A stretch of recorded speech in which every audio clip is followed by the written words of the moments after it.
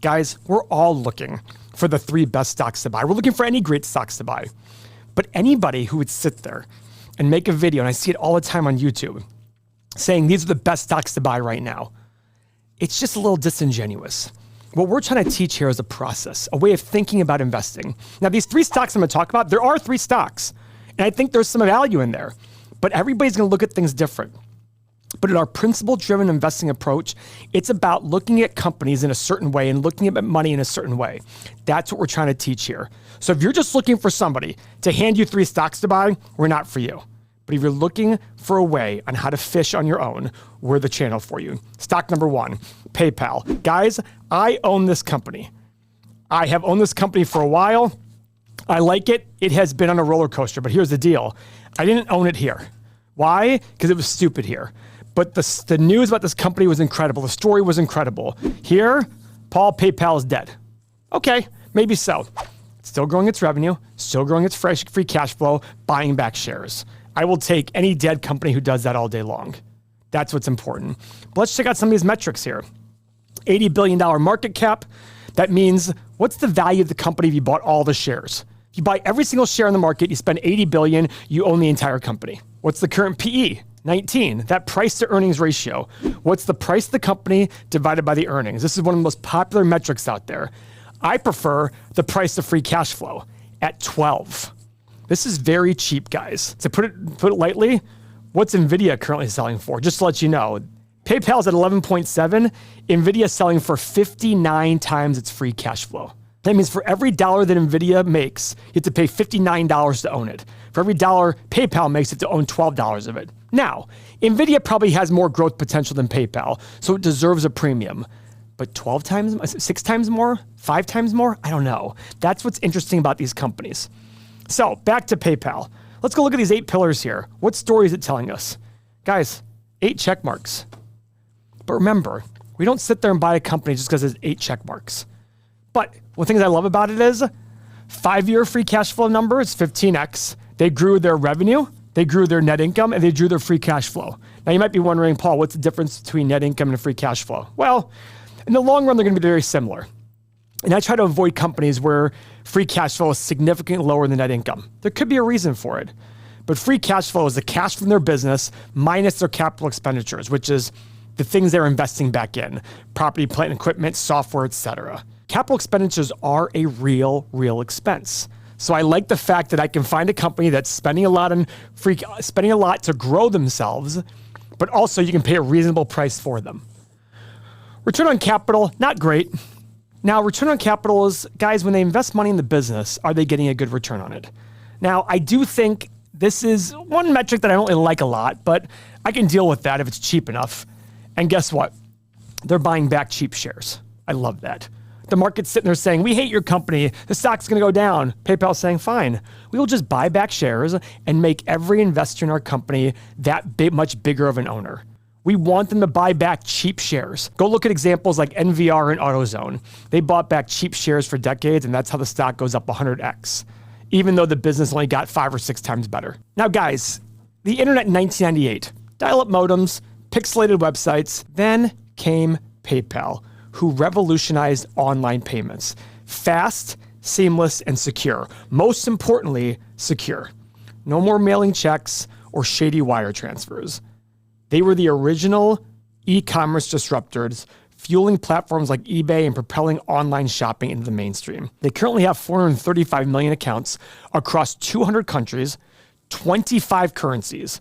They have created borderless marketplace. It connects people in ways that banks can't without a lot of hassle. And today, it's more than just payments. Venmo dominates peer-to-peer transfers. Braintree powers merchants, and Honey saves you money. PayPal is a financial Swiss Army knife. They're so big on trust. They want to make sure that when you buy through them, you feel comfortable. In fact, guys, for me, whenever I'm feeling a little icky about something, I buy through PayPal because I know they're going to have my back. I don't want to deal with American Express. I don't want to deal with Visa. I go to PayPal. Now, what's their future look like? Let's go look at these analyst estimates. For a company that's dying, $5 in profit growing to $691. Not major growth, but growth nonetheless. Revenue, dying company. 5.5%, 6.7, 12%, 10.6. For those of you who don't catch on, that's not dying. Doesn't mean they're right, but this is what analysts think about it. And there's a lot of analysts in the first 2 years. Now, guys, we have the story. We have some numbers. We got to put it together. That's why I created our stock analyzer tool. Guys, I have 3, 5, and 7% revenue growth over the next 10 years. Profit margin, I did 12.5, 14.5, and 16.5. And the free cash flow is always greater. I did 16, 20, and 24. PE, I put 14, 17, and 20. Same with the price of free cash flow. And the current PE is about 19. The price of free cash flow is about 12. And guys, desired return of 9%. This is not the desired return you should put in there. You should always put in a higher than market desired return when you buy an individual stock. I just put this in here to kind of come up with my market value. What's the intrinsic value of the business? But of course, I have to add my margin of safety because the future's unknown and we're humans and we're going to make mistakes. So based on all these, hit the analyze button, boom. I have a low price of 60 to 75, high price of 130 to 180, middle price of 87 to 120. And here's what's interesting, guys. Based on today's price of 78, if my middle assumptions occur, I'm at 15.3%. Guys, if my lowest assumptions occur, 8.2%. That's some margin of safety if you ask me. Stock number 2, Uber. Uber's gotten a lot of attention lately because Bill Ackman started buying some. And guys, we did a video on Uber recently, and it was very interesting to me. Look at it. It's up 5.76% today, almost at all-time highs. $87 is the all-time high. Some of these metrics, $170 billion market cap. Look at these growth rates. 5 years, 28% a year. 3 year, 41% a year. Gross profit of 40%. Price to free cash flow, 28 times. That's pretty low, guys. And I like the fact that their net income is way lower than their free cash flow. So this is a company that might have some hidden value there because people are too focused on net income because the PE ratio is based on net income. So let's go look at the 8 pillars here to see what this company looks like from an 8-pillar perspective. Not pretty. 3 checks, but I expect this for a company that just started out recently and is growing, and the last 5 years are very sloppy. So I'm not even worried about the 8 pillars. All this tells me is, Paul, the past is not going to look like the future. But it is a $170 billion company. So you have to make sure that there's a way to make a lot more money off that. Now, the company recorded a significant financial achievement with a 20% year-over-year revenue increase in the third quarter, reaching $11.2 billion. Now, this strong performance contributed to Uber reporting its first ever annual operating profit, which marks a major turnaround in its financial trajectory. In fact, their CEO in the 2022 bear market said, guys, people want free cash flow. We're going to give the investors free cash flow. Now, beyond financial success, Uber saw substantial growth in its Uber One membership program, surpassing 25 million global members. Meanwhile, Uber made strides in autonomous technology by partnering with Wave, a British driverless car company, to integrate self-driving technology into its ride-hailing network. Because guys, remember, Waymo with Google is coming out, and it's going to be competitive, I have to think. And guys, of course, they went beyond ride-hailing. They're offering food delivery over at Uber. It is great. The company introduced flight bookings and grocery delivery, positioning itself as the comprehensive super app for transportation. Guys, this just shows how dynamic Uber is and the potential for it in the future. Can that make it hard to analyze? A little bit, because we don't know what those things are going to do in the future. Let's go see what the analysts think about it for the future. $241 per share in profit, growing to $550 in the next 2 years. Big time growth, 33, 44, 59%. And revenue growth of 16, 16, 8.5, and 13. Now again, guys, you see the number of analysts here greatly decreased because they don't want to go out too far because analysts don't want to be wrong, but it's just there to show it. So guys, here are my 10-year assumptions on Uber. 6, 10, and 14% revenue growth. Profit margin and free cash flow of 10, 15, and 20. And guys, this could be super low because they already hit 14% free cash flow last year. And I'm sure they're just going to add to that margin. So I really understand I could be conservative on all 3 of these. PE, 15, 18, and 21. Guys, that's wrong. I'm going to do 18, 22, and 26. This is the ride-hailing app. I got to give it a big premium. I look at that saying, talk about a moat. Now, do they have things competition like Waymo? Of course they do. But whenever we think of ride-hailing, we think of Uber. That's the verb. You got to stick to that.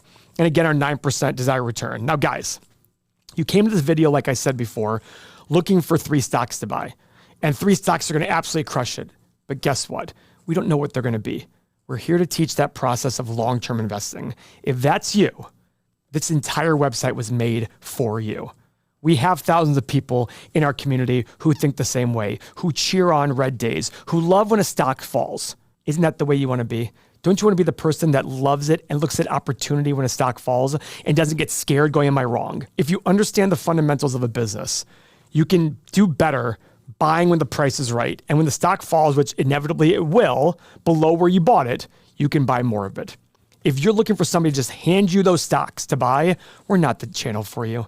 You're absolutely going to do poorly, because if you don't know why you're buying something, you're not going to know when you should sell it. And you're going to sell on fear, not on knowledge. We don't want those people in our community. We want our community filled with investors who want to help each other. That's what's most important. So if that's you, I'm not asking you to make a permanent decision today. I'm asking you to make an informed decision. Click on the link in the description below, sign up. It's $7 for 7 days to try it out. It is the best investment you'll make by investing in yourself. Every great investor says it, so go do it. All the tools, the community, articles, everything will help make you a better investor. I'm making this software more about you and less about me. And guess what? I use this software every single day for real estate and stocks. So hit the analyze button on Uber. Boom. I have a low price of 42, high price of 202, middle price of 98. Okay, guys, interesting. Now, the question is today's price enough at 11.85% based on my middle assumptions? Well, I might have been a little conservative, but I think for me, Uber is a company I want to own, but I am willing to wait to watch the stock go up with the fundamentals significantly increase. And that's something different for me versus other people. Stock number 3, Altria. Guys, Altria, very interesting, especially for you dividend lovers out there. Look at that. 7.5%, 7.75 for the next year, but it eats up 80% of their free cash flow. Their free cash flow last year was $8.5 billion. Average in the last 5 years, 8.3, and they pay 6.8 of that out to investors. It's attractive. Look at this, return on capital. This means this company's a moat, 48 and 55%. The question is, do they have other opportunities to invest more? Guys, price to free cash flow, 11. PE ratio, 9. These are all super cheap, but look at these growth rates.